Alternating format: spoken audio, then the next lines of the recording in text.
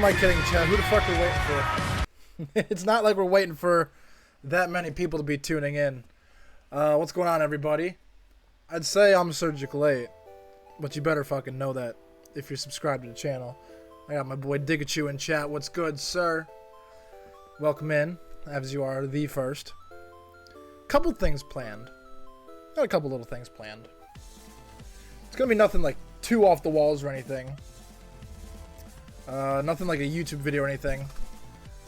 What I want to do is what I want to do with the subs. Besides sweating profusely, I want to come up with a list. I want to come up with a list of punishments to then use in the future for like a marbles with punishments or something like that. Like, I think that'll be fun as hell. But I mean, we'll see. That's a later thing. Probably gonna play some games. Whether we play with you guys, I'm sure we will. Depends who we get and what games we want to play. Real quick, I want to go over something that came out today, because I don't usually stream on Thursdays. It's not very often I actually get to see my own video. Yeah, my video came out today. As I'm sure you can see, it's really fucking short. It's really short. Like, I think last video, if I go back to, or if I go to my channel, what was it? Yeah, we're going backwards at this point. We went up from 5 to 13, and then now we went from 13 to 8, and then the 8 to 3. I promise you, well, I shouldn't say I promise, but I am going to try my damnedest to not let that be the case for the next video. It's too short. I'm not happy with how short it is in the first place. But I wanted to watch it and like break down some stuff for chat. What's up, Lynn? Regularity and randomness. Yeah. Playing Fortnite for a long time. Some of the first videos on my channel are me. I'll also say I wrote a whole ass script for this video. I don't know why I had to pause on that exact shot. Hold on. Not much better. I made a whole script for this video, and I thought it was good. I thought it would be a little longer. I didn't even think about the time until as I'm recording it. Like, damn, I only fucking filmed 7 minutes of running film. Then obviously when that's cut up, it was down to 3 minutes. Trying to get a victory royale. But one thing we've all known for a while is whites. I suck. I never was really good at the game, so I can't say it was my first thought to sign up when I found a tournament run by the Cleveland Browns. You see, the Browns partnered with Rival Games to put on a gaming tournament to engage with their community. I will say, give back to their fans. This event was fun as hell. Completely free. Yeah, put your fucking phone down. You can lurk. You don't need to chat right now. For an autographed Myles Garrett jersey. For those of you that don't know who Myles Garrett is, which I know Digachu wouldn't, I'm sure some other people that are subbed wouldn't. Myles Garrett's like one of the best players on the Browns. Don't tell me what to do. Eat a fat one. Yeah, Myles Garrett's easily one of the best players on the Browns. He's a defensive menace and a monster among men. And I wouldn't want to be hit by him. I figured why not. He's big boy. And I signed myself up. Now, as someone who's never played a tournament before, I feel like I should mention the rules of the event. Good idea. Rule 1, you have to stream your gameplay, which is okay because I stream over at twitch.tv/surgical8. Rule 2. Yeah, I know that guy. Only your 3 best game counts, which means within the 3-hour time slot, you take a screenshot of your 3 best games. Text and drive and crash your car. That to be reviewed. Yes. Now, speaking of scoring, destroy your fucking car. Kill, 5 points if you came in third, 10 points if you came in second, and 15 points if you got a victory royale. Before the tournament, I played some warm-up games to knock off the rust. I did not get a Vic Roy. I had the literal game of my life. 18 kills and the win. That would be... Dude, that's literally... Fortnite's boring. It definitely can be. Before the tournament, I played some warm-up games. Which I think is also why this video was so short. I had the literal game of my life. 18... I fucking popped off this game, dude. It's literally, like I just said, the game of my life. I don't know why I did so good in this goddamn game. And it's not like it wasn't even like a bot lobby. Like, I was fighting legit people.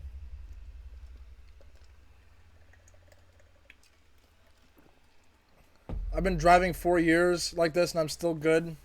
That's what they all say until you get into an accident. Dude, this morning, mind you guys, I drive to work at like 3:30 in the morning, right?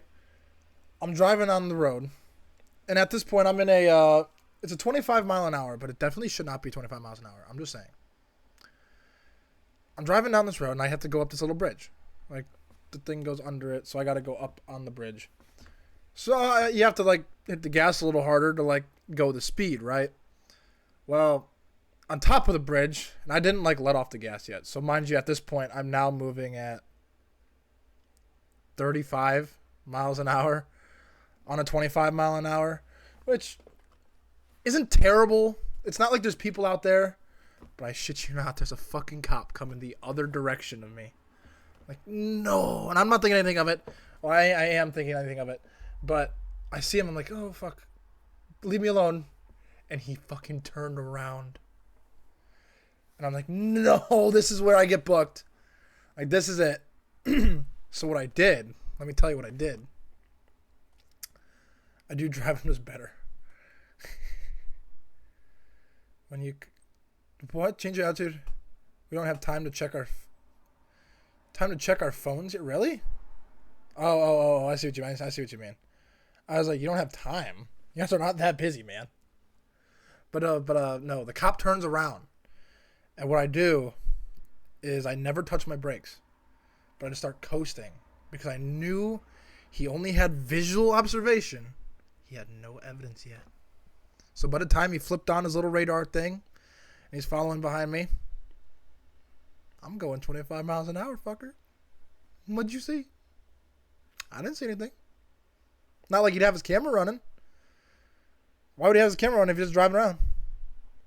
So he didn't even pull me over. I didn't even get pulled over. He just pissed off and went somewhere else.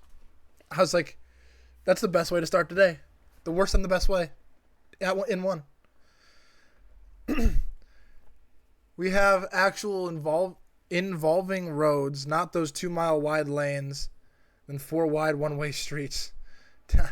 Those are the best roads, though, man. Kills. Leave our suburbs alone. That would be good for 33 points in just one game in the tournament. Never saw 33 points. I was ready to take on the world. So when the timer hit 0, that's exactly what I prepared to do. I know, right? Immediately, I was having a hard time. Wasn't getting many kills, and when I did, I wouldn't get to the late game. It seemed like all my points were only... I hate how shitty... I knew what really needed to happen. The quality is of the game. The winner was going to win all 3 games, and it would come down to who had the more kills between him, second, third, maybe even 4th place. I never saw the top 3. We finished our run with 24 points and had to submit our scores before the deadline. I also knew my buddy Noah. America is the worst to drive, except illegally. Why is it the worst? At this point, if anything, I think it's like top 100.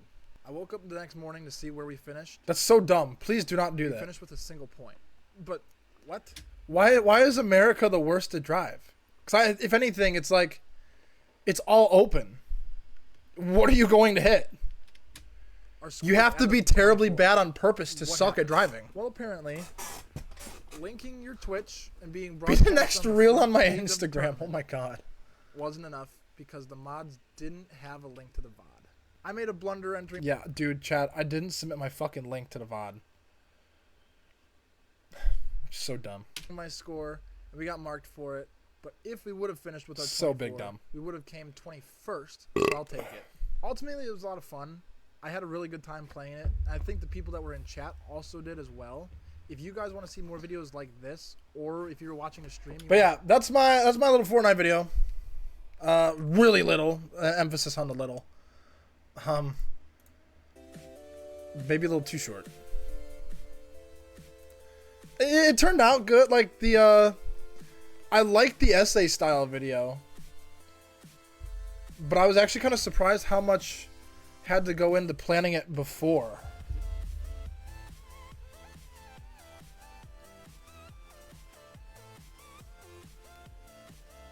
I'll watch it 1 second.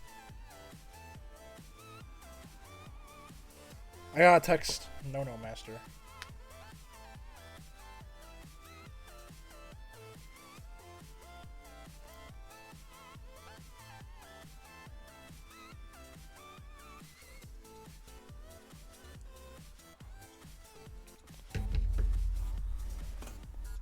Let's see what we're watching here.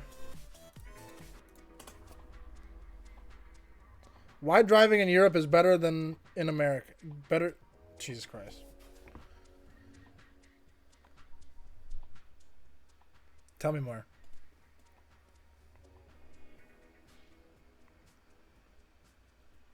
I love driving, and I especially love. Hold on. Driving in Europe. I've been living in Europe for about 2 years now, originally from Orlando, Florida. I've lived in Amsterdam for about 2 years now. Amsterdam isn't exactly a car place, but I've always been a car person. I love cars. I've always loved driving. What I like about living in Europe... Can we emphasize, while this plays, I want you guys to start brainstorming. What does everybody think the greatest invention in human history is? Not discovery, but the greatest invention in human history. I'm curious to hear what you guys have to say. Is that European drivers are excellent, especially compared to American drivers. I was inspired for this video after watching a video by Tedward, which I'll link in the description below. In his video, he was explaining why Americans don't use a 3-lane highway correctly. And it got me thinking how much I appreciate driving in Europe. European drivers are some of the best I've seen, and I think some of the best in the world. And I'm hoping to... See, I do hear what he's saying there, and I believe it, because the more narrow everything. Like, cities over there in Europe are all condensed and twisty, turny, and everybody's there, obviously. When in the United States, it's 90-degree turns and just go straight. Explain why I believe so in this video. Now, I haven't done any research. This is just my experience, so if I'm wrong about anything, please correct me in the comments. Oh, this is just my perspective, having lived in Europe for 2 years, having driven mostly around Western Europe, European countries, would be a good guess, such as Netherlands, or a good Switzerland, France, Germany, UK, and in the US, I primarily have driven in Florida. So Florida's not exactly known for... No, yeah, that's the worst spot you could have drove, dude. Who don't know how to drive. Florida is not it. Just ask Lynn. And a lot of elderly folks. And just people who don't know the right rules of the road. So that's my benchmark. That's what I'm comparing against. One of the main reasons I think European drivers are better is just driving in general is a privilege. So if you look at most European places, most European cities, you don't need a car. You don't need to drive anywhere. Public transportation is well established. You can use a train, a metro, a tram. So, driving isn't a privilege. Is driving ever really a privilege? Because like, you gotta buy the fucking car. I don't know. I mean, I hear what he's saying. Like, the public transport is way better. But America, like, the United States is kind of built off of individuality. That's like the whole idea behind like the Republican Party is less one and more independent. I don't know. To get pretty much anywhere you need to go. You can use public transportation to get pretty much anywhere. So you don't really need to drive. Only if you live in more suburban parts of Europe. But even then, public transportation is still available. I will say, I will say, the public transport in like cities is really not bad. We have like buses, and obviously now Uber's opened the game, and I know at least Cleveland, they have like the RTA train. RTA is like something transportation. I don't know. It's the transportation people, okay? So Europeans don't have to drive. They want to drive. And because they want to drive, they put more effort into it. On top of that, getting a driver's license in most European countries is a much more involved and expensive process. I believe that. For example, in the Netherlands, getting a driver's license can cost a couple €1,000 because you have to do mandatory driving lessons. Oh, well, no, that's fine. On top of that, I didn't think about the driver's license. Is much older than most states in the U.S. So I believe in the Netherlands, you can start learning to drive around 16 and a half years old. That's when you do your theory test, about a year and you start doing driving lessons. You don't have a full driver's license without restrictions until you're 18 years old. That's dumb. Compared to Florida, where I'm from, you start driving at 15. You do your update 2K to 3K now. Oh, that's how much money, huh? Wow. theory test, and you start driving at 15. Jesus Christ. And you only have to have a learner's permit for 1 year, and there's no mandatory driving lessons. Your parents can teach you how to drive. On top of that, the cost in general... It's not necessarily true. The way it is at 15 and a half years old, you can get your learner's permit. You cannot operate a vehicle on your own at this point. You can only get your learner's permit. And with that, until you're 16, I think it is, you have to be with your parent. Then once you hit 16 with the learner's permit, I think it's anybody 21 years or older, if I'm not mistaken. And mind you, you have to, like, if you're 16, 17 years old, which is when you can first start getting your license, you have to go through driver's ed. You have to take the road course. And even then, once you come 18, you don't have to take... How? Maybe Florida's different, but at least here it's 15 and a half. But no, once you're 18, you don't have to take the driver's ed classes, but you do still have to pass the road course where the instructor rides with you. So you're not home free. Well, we're dropping our annual frames. Give it a second. Yeah, here we go. I was going to say, it always happens once per stream. I'm not sure why, but it always does. But yeah, you're not like home free if you, I don't know how to explain it. You got to pass your shit. For driving is much lower. Cost of getting a driver's license is much lower in the U.S. And driving is kind of a necessity in a lot of parts of the United States, except for major metropolitan cities. Dude, take it. We really do. It literally happens once per stream. We'll drop frames for a good 30 seconds. Sometimes it'll happen twice or so. I don't know why it is. I have no idea. You have to drive. So getting a driver's license is less of a privilege in the U.S. and more of a necessity. So that distinction alone, I think, contributes to a lot of the differences that I'm going to point out. So getting a driver's license is a much more involved process. What do you mean by that? Especially in countries like the Netherlands. In Germany, it also requires mandatory lessons. It costs a lot of money. So when they invest that much into getting a driver's license... Here's the thing. They're saying you have to invest that much. Y'all like to pride yourself on your free healthcare. Some of our driving schools are just linked with our normal school, with our public school that you don't pay for. You just sign up. That's what I did. And I signed up to the driving school that went through my high school and so on and so forth. Now I'm the best fucking driver to ever walk the planet. God damn. They don't want to lose it. They learn to drive properly. They learn the right rules of the road. They don't want to do anything to jeopardize that. Everybody learns the right rules. Whether they follow it is different. You can see here in this example, I'm just outside of Amsterdam. There's nobody cruising in the left lane. I'm driving at 5:30 in the afternoon right now. Nobody is cruising in the left lane. The left lane is only for passing. You can see how people use the lanes. They're very well disciplined. And that's a common theme. They're well-disciplined drivers.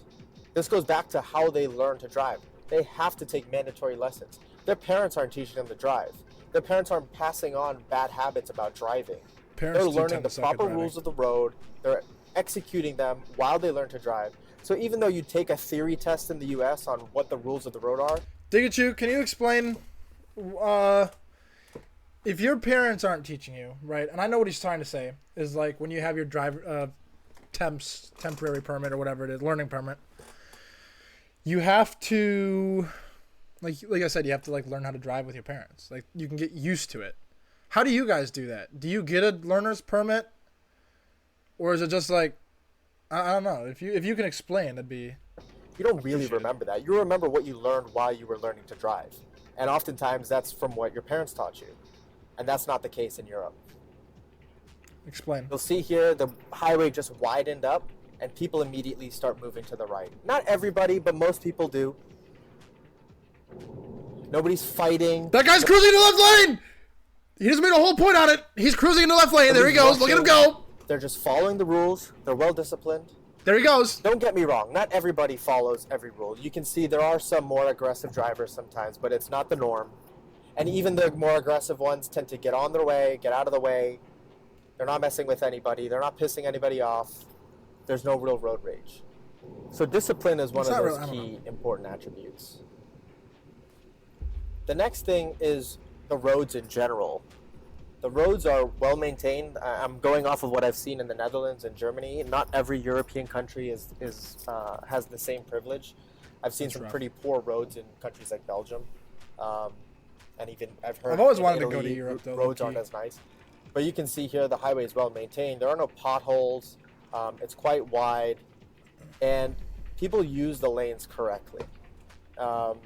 So even though there's a lot of lanes, it allows for a lot of capacity because people actually follow the rules of the road. They stay to the right, they only pass on the left, they pass and then they get back over, and that's the general way it works here. So when they add more lanes, when the highway is wider, it allows for much more free-flowing traffic, a lot more capacity, a lot more cars. Unlike places like Houston where they added lanes, nobody follows proper rules there, so they continue to sit in the left lane, even if it's 16 lanes wide, and it doesn't help the traffic situation at all. Left is fast. Just drive fast. We start theory and actual driving at the same time. First time driving, most likely go to the parking lot to learn the basic mechanics of the car, such as clutch control, etc., and we have a little bit of understanding. Yeah, that's kind of how the U.S. does it too. Like I didn't get thrown onto the road. I learned how to do it in like parking lots. In this area, this is a speed controlled area, so it's actually controlled by average speed cameras. I'll deep dive into that in a separate video, but the Netherlands has some of the strictest speed laws in Europe. So they're just a bunch of bitches. Talking about the rules of the road, when you look at truckers, they also follow the rules very strictly in Europe. Truck drivers are really big on the rules in the United States. They rarely are passing. There are zones where they're not allowed to pass. They're rarely in the left lane. They're rarely passing. That's a big thing in the United States, though. They get back over to the right lane immediately. There's less clogging of traffic. That's kind of a bad point to make. So discipline, learning the rules of the road, following them, these are important themes. The process to get a driver's license is much more involved, much more strict. Another thing with driving, that's kind of how ours are. In my opinion, the cars are much more. The learning cars might just have a brake on both sides for like the instructor to brake. I think there's a gas pedal too. Well, I should also say most of our cars are automatic. You learn how to drive in an automatic. If you want to learn how to drive a stick or a manual, you got to kind of got to do it on your own. Before we're allowed to do the driving test, we need to have done our theory test. Yes, that is how ours works. Until you're 18, because that's like the age you're an adult here or whatever. And then either way, you have to go out on the road for like 2 hours or whatever it is. Before, I mean, this is pre-COVID. I don't know if they changed it. Actually, when I did my driver's test, it was during COVID. So what happened was they made a makeshift like road in their back parking lot of the driving school. And the instructor never got in the car. He did not get into the car. My chair just sunk down. What the fuck? The instructor never got into the car. My dad stayed in the car with me. And I had to like drive around. He gave me the options, the things on what to do. So I did it. Nailed it. Which I will say though, getting your license during COVID was the biggest piece of bullshit ever. Like I drove there and back because my dad was in the car. But like, if you just threw like an 18-year-old that like never touched the car and like, let me pass this, he's gonna pass it. He's gonna nail that shit, and then you're gonna throw him onto the road. So I will say that's a point for Europe because the U.S. failed COVID. They have clutch, brake, and gas on both sides, so that if one gets anxious and starts fucking up, yeah, I want to say ours have again because like. Our training cars only have gas in the brake. I know they have a brake 1,000%. I want to say they have a gas pedal too, But we don't use a clutch. Unless it's like, again, you're learning to drive manual, which really isn't that hard once you do it. Florida sucks and so picky, kind of hard to pass low-key. Interesting. Another thing with driving in Europe, in my opinion, the cars are much more solid. They're much more roadworthy. You have vehicle inspections. Really? So people can't. 90% manual? Why? Better question is, why is Twitch trying to run fucking ad breaks to subscribers? Subscribers don't get ads. 90% manual. Holy shit. Good for you, though. Why isn't it starting? Can't drive old, beat-up cars. You have to have your vehicle inspected ever so often. Depending on the age of the vehicle, it's either once a year or once every few years. There's rules about what the vehicle can or can't have equipped on it. It has to pass inspection for you to keep driving it on the road. Yeah, we have to do that too. Because we know how to drive. Why is America one of the only countries where most people can't even drive manual? I think at that point, it became more of a... what's the convenience? Because maybe some people were having like a hard time. I don't know. But once the automatic came into play, shit, everybody could drive. Just 2 pedals. You don't have to like think much. Still got to think when you're driving, kids. Stay in school. So the roadworthiness of vehicles is also better. And some states have this. Florida in particular doesn't have this. So you see people driving on the highway with rickety vehicles that are falling apart. They've gotten into an accident and they haven't fixed the vehicle. It's a road hazard, in my opinion. That doesn't happen here. People maintain their cars well in the first place. They have to maintain them well because to keep driving them on the road, they have to pass the inspections. Germany has some of the strictest inspection laws. You can see many videos on YouTube about passing the TÜV inspection. I haven't had to go through this personally in the Netherlands, but I do know that. So we don't have the riggedy thing, I guess. Like he was saying, but what we have is, or this is Florida. This is a smog check, like the emissions check. I drive. Why is America one of the only countries? Yeah, it's laziness. Yeah, maybe not like the old ass cars. I don't know how you check that per se. But yeah, they'll check like how much shit your vehicle's putting in the air, and if it's putting too much, you can't drive it and stuff like that. That's called an e-check here. Inspections are required. I haven't seen any, poorly maintained vehicles on the road. And because of this, because of the discipline, because of the roadworthiness of the vehicles, generally Europe has higher speed limits. The Netherlands used to have a national speed limit on the highway of 130 kilometers an hour, which equates to 81 miles per hour. People used to drive faster than that. Recently, as of March of 2020, there's a national speed limit of 100 kilometers an hour until 7 p.m. Some roads are still 100 kilometers per hour in general. I'll do a separate deep dive into that in another video about the Netherlands. But in general, countries like Germany or France, the highest speed limit you'll see on suburban highways is 130 kilometers an hour. And people drive faster than that. You can easily drive 140. It's slow as fuck. Hold on, now I gotta...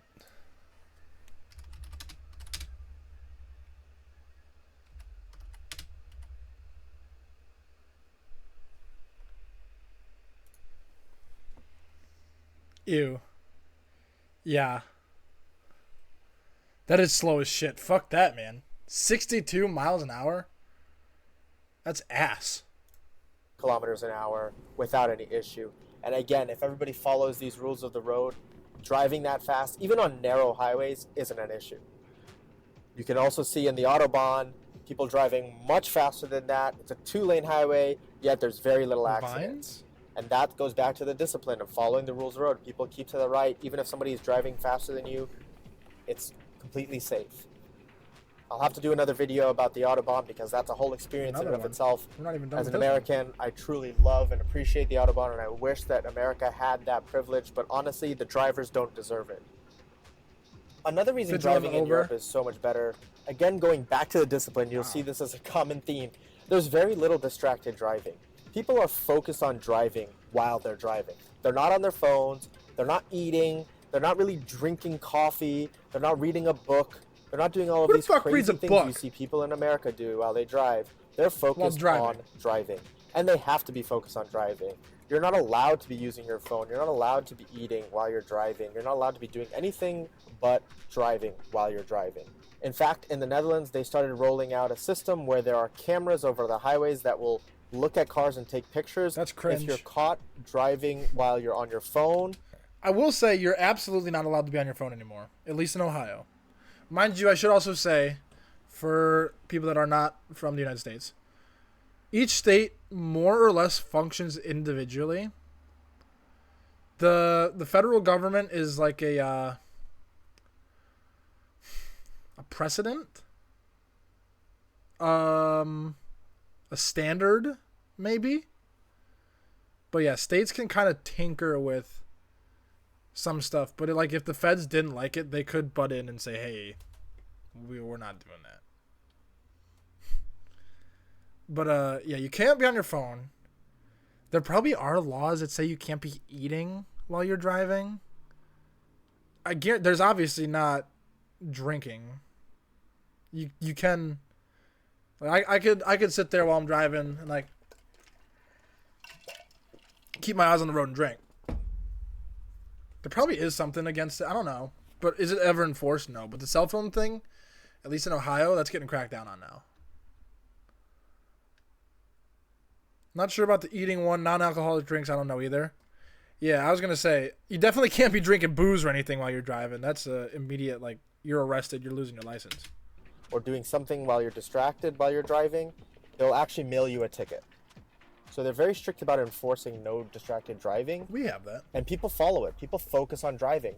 And when you focus on driving and you have drivers that are focused on driving, you can have much more freedom and much more driving enjoyment. Homie, you said you're going 60 miles an hour. Shut the fuck up. So distracted driving isn't really a thing here, and it's really well enforced. Euro? I think that helps contribute to some of the... What does that translate? I know I'm a dumb American. What does that translate to dollars? A euro is like...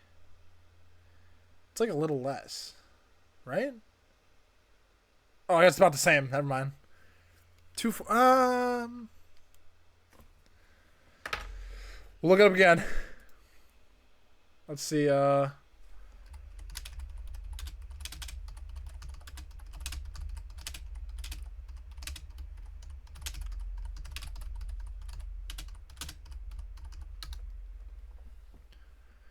$260. First offense, 2 points assessed on your license and $150 fine. Up to $250 fine. Okay, so we kind of have the 3-strike rule, which is kind of dumb. They should actually get rid of that and just... I personally think they should just go straight to the 500.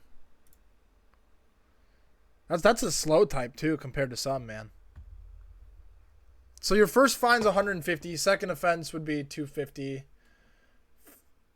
Third offense would be $500.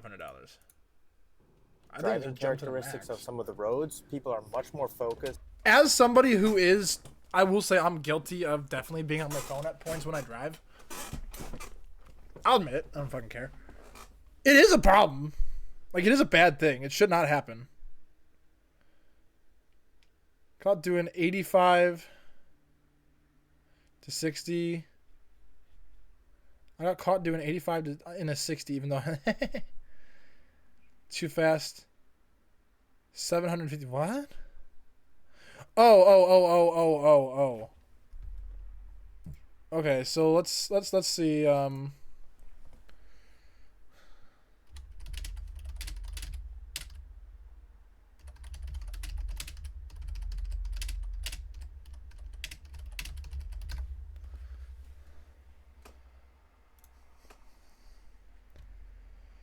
So these are...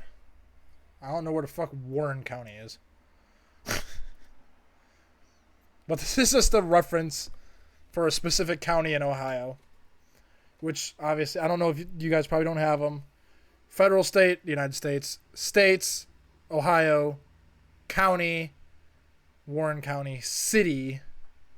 Like, cities make up counties, counties make up states, states make up the United States.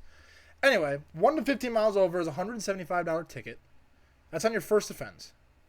Second offense within 12 months is $285. That's low. That seems really low. Yeah, that seems really low, actually. That doesn't seem right. Because I got busted for going 5 over before, and my ticket was more than that. So maybe it's just this one county, but... But yeah, 16 to 30 miles over, 195, not bad.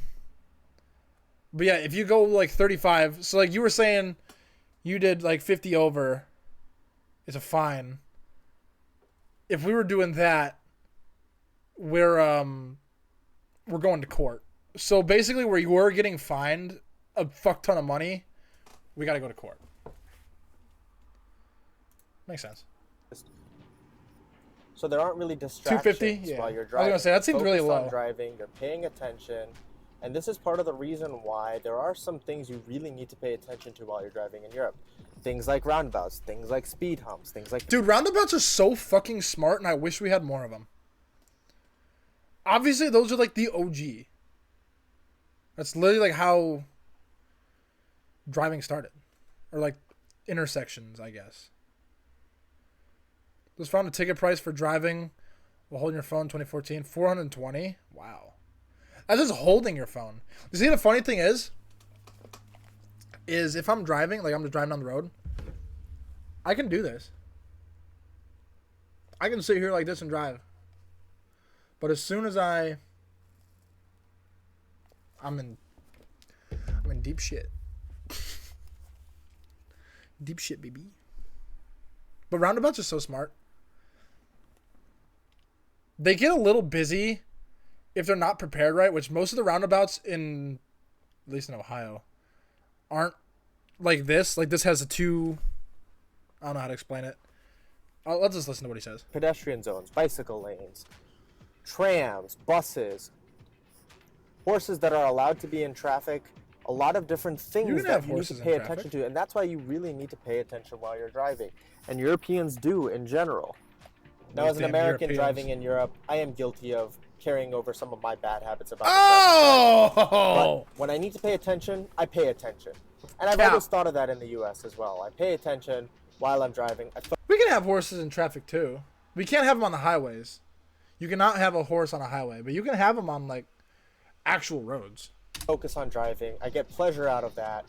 And that's the norm here in Europe. You drive when you're driving. You're not doing anything else. He just admitted to not when doing you're, that. you know, catching up on emails or reading a book. Nobody does that. You can see nobody here, this is one of these roads that's almost intelligent does that. One car width wide. It shares a bicycle lane. Yeah, wait, how does this work? Why is it... What? I thought this was just his exit. No, there's cars coming the other way. What? And this is a bi-directional road. You really have to pay attention here. You have to mind the space. If a car's coming in the other direction, you have to squeeze to the right and make sure there's enough space. But when the road is empty like this, you can enjoy it. One difference with Europe... What do you mean enjoy it? Generally, like speed? People don't use cars to commute. Don't get me wrong. There are a lot of people that do commute to work by car in Europe and European cities.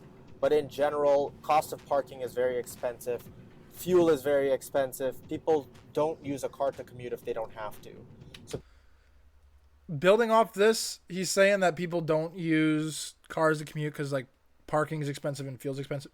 Fuel fucking sucks to pay for, by the way. I will admit that. Enjoying driving is usually called reckless driving by the law. Oh, interesting.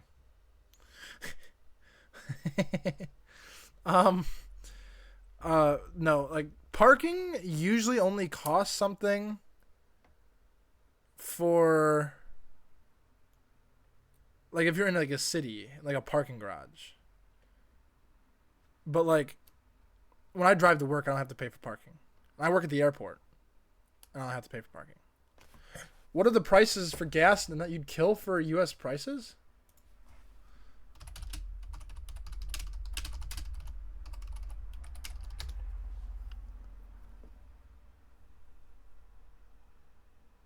What are you bitching about?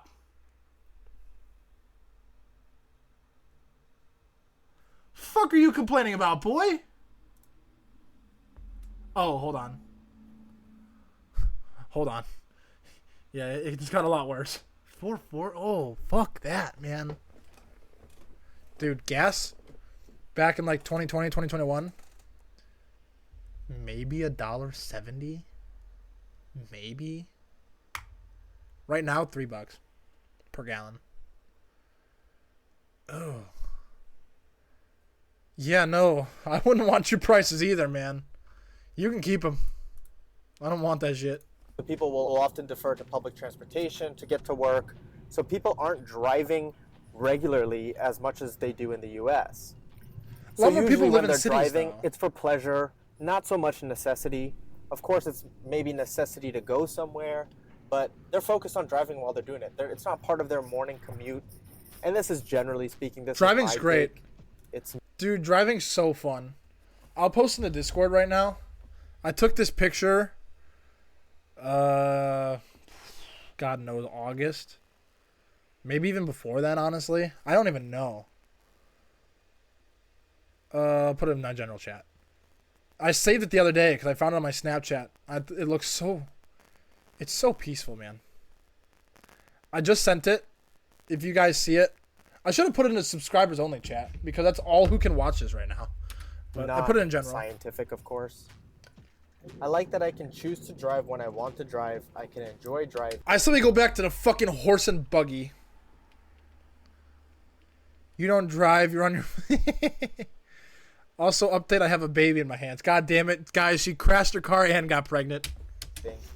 I'm lucky that I live in Amsterdam. I don't have to commute. I don't have to commute by I'd love car. to go to Amsterdam. Another thing I've noticed is I'd love to go all over the when world. people are towing something or carrying cargo, it's well secured.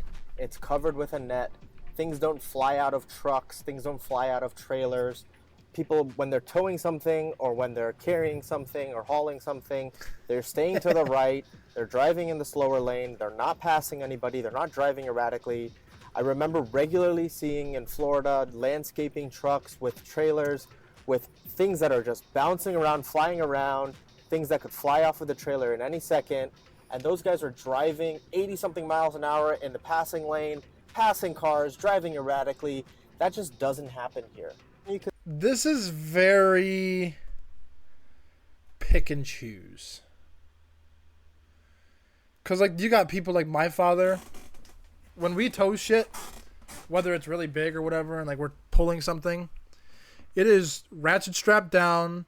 You got the right shit hanging off the back if it has to hang over the bed of the truck. Everything's done right.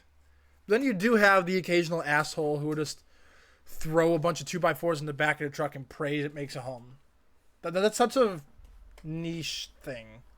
Like, I'm sure you guys have it over there too. Like, you're gonna have the asshole, right? There's always some of the asshole. Points that I've mentioned. Driving in Europe is overall safer. If people follow the rules, it makes for a safer experience for cars, for pedestrians, for cyclists. It also makes for a better driving experience as a driver. And that's why I love driving in Europe. After a long road trip, I don't feel exhausted. I don't feel like I was dealing with a lot of bad drivers. I don't feel it was like a lot of highway. Dealing with a lot of people. That looks familiar to the United States, just driving around. I don't feel that fatigue. Look at that view to the left, though, man. There's nothing. I actually feel quite relaxed while I drive. Yeah. And it's because there's similar people like me driving. People who want to drive. People who enjoy driving. People who pay attention while they're driving.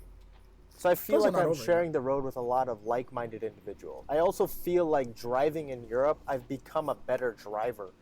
I've learned things that I didn't learn in America. Roundabouts, for example. The fuck dealing with cyclists. We have roundabouts. Like I said, this is my personal experience. It's definitely not fact. Let me know in the how Europeans can help solve. I'm curious about this now. Oh, hold on. We got another video here. We'll watch this one. This is with the city. Now, I wouldn't want to drive this, but here's the thing. These cities are fucking old. That business is literally named Vintage. But no, these cities are old as shit. Most of them are a lot older than the United States itself, which is where the difference between your cities and our cities start, I'll say. It's also, you guys have a lot of history to preserve. We didn't really care, I guess. I don't know how to explain it. The Netherlands is a great place if you don't want to drive. There are lots of areas that are pedestrianized and nearly car-free. Trains are so pervasive and frequent that they work almost like a countrywide metro. But look at it now, though. Like, look at the difference. Hold on. I got this. No, I don't want the drama.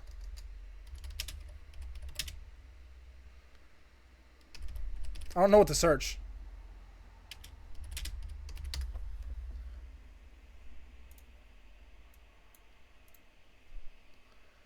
I was trying. There was a specific. I'm trying to find like a comparison between. Hold on. Let's find. New York founding. Like, here's your fucking new Amsterdam, if you want to talk. But I will say it looks very European. Yeah, I guess that would have been a smarter thing to search. But it looks very European. The twists and turns and the very tight knit corners. But if we go... Doesn't help I put New York. But now it's very grid-like and straight lines and 90-degree angles and multi-lanes. And it's also just a shithole. May I add. New York's a fucking shithole. But really any major city here is a shithole, sadly. Like, I wish we could have, like...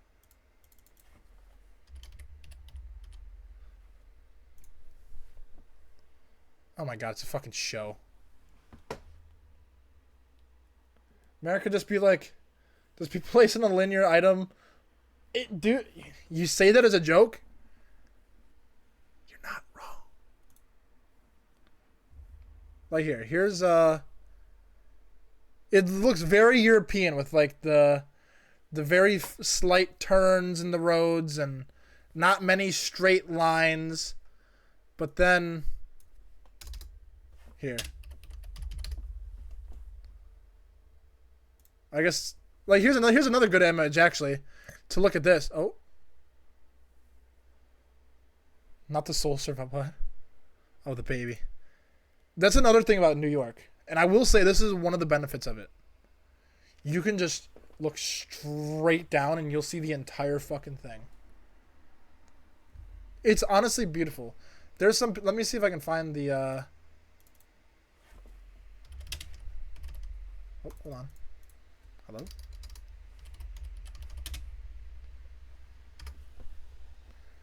This is a big thing. It's a poor shot of it. This is probably just what somebody took. But yeah, people will like crowd the streets. There's a great shot of it. People will crowd the streets just to get a photo of the sun going down in Manhattan on the highway. And it is a cool sight. I will say that. I've never seen it personally, but just looking at it is beautiful. But like, you don't get that kind of stuff in old cities, which is like, I think you can do without it. Metro system. Plus, rail stations have giant bicycle parking garages and high-quality public transit connections to get you to your final destination. And there are bicycle paths almost everywhere. In many cases, cyclists can take the Dude, I wish we had more bikes around, like bike paths and stuff. We have like bike trails, just for fun. What we up to today? Right now, we're learning about the differences between driving in the United States and driving in Europe, which was not planned, but it's kind of entertaining, and it's kind of cool. Not gonna lie. Fastest and most direct route to where they're going, while drivers need to take the long way around. I get a lot of comments on this channel by people who say that they love cars and would hate to live somewhere like this. But what they don't realize is that driving is awesome in the Netherlands. Explain. This summer, I traveled to Canada to visit family, and I did a lot of driving while I was there. After almost 2 years away, it was a real shock to go from the comfortable, civilized driving experience in the Netherlands to driving in Canada. It made me appreciate how good we have it here. He says, nice. I'm not the only one who thinks this either. Take, for example, the YouTube channel Kurleem, an Sorry, I couldn't American get the and tickets. self-professed car guy who lives in Amsterdam and Turn has right made now. several videos about how much he prefers driving in the Netherlands compared to places like Toronto or his home state of Florida. Is this the guy And we yet, just watched? Florida is Oh. a state that is infamous for how car-centric it is, and how hostile it is for pedestrians and cyclists. It should be a great place to drive, but it's not. Might just buy him. Further proof is available from Waze, who used to collect a data lot from of their money, though. platform to The fuck is this? determine a driver satisfaction index each year. I thought so. And they determined that the Netherlands was the best country in the world to be a driver. This doesn't I surprise thought that me was at a all. sponsorship rating. Driving in the Netherlands is so pleasant. The infrastructure is of high quality and it's in great condition. And in general, traffic is pretty light and flows pretty smoothly. Sure, there's traffic in rush hour, but rush hour is still about an hour.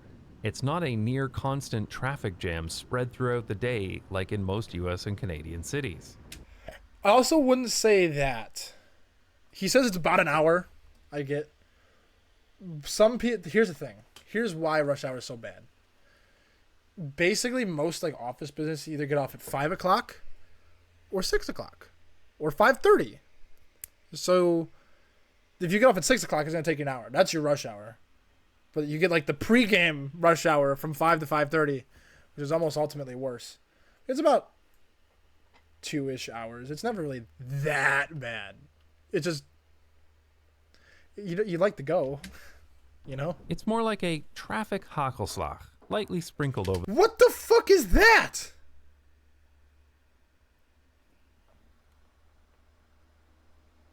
Are those fucking sprinkles? the week. And there are clever approaches to temporary traffic conditions on the highway, Why such would as you these do rush that? hour lanes that open when necessary, and changing speed limits based on Why would you do congestion, that? because drivers traveling slower have less space between cars and make better use of the road space. Y'all are weird. It blows my mind that We just driving put out of butter on town on a toast. long weekend doesn't involve getting stuck in soul-crushing traffic, like it does in almost every other city I've lived in. You'll see lots of caravans and bicycles attached to cars, but otherwise, it's hardly any different than a regular day. I've lived in cities that have a quarter the population of Amsterdam, yet traffic in them is considerably worse. This all comes down to the fundamental truth. There's no solution to traffic congestion except viable alternatives to driving. And most Dutch cities have viable alternatives to driving also for more many trips, planning, which city reduces the mapping number and of stuff cars like on that. the road. In many Dutch cities, taking a bicycle is often the fastest way to get somewhere, because cyclists can usually take the shortest and most direct route, while drivers need to take the long way around. You might think that this is bad for drivers, but it's not. Explain. Because if cycling wasn't faster, many of these people would be in cars, and the streets would be so clogged with traffic that the direct route would be even slower than the indirect route is today. In fact, this was the case in Amsterdam in the 1970s. It may seem counterintuitive, but designing to What's up, Scan? prioritize walking, cycling, and public transit actually works out better for drivers. And, unsurprisingly, That doesn't the make Dutch much- cities that are the most car-centric also have the worst traffic. One Huh. of the things that makes driving here particularly pleasant is the fact that the traffic lights are smarter, so you end up waiting a lot less. What? I made a video Smarter. about traffic lights from the point of view of cyclists and pedestrians, but they work better for Fuck, drivers you make a too. smart traffic light. What do you mean? Almost every traffic light in the Netherlands has multiple detection loops. Oh. One at the stop line, like in many other countries, but also at least one farther back.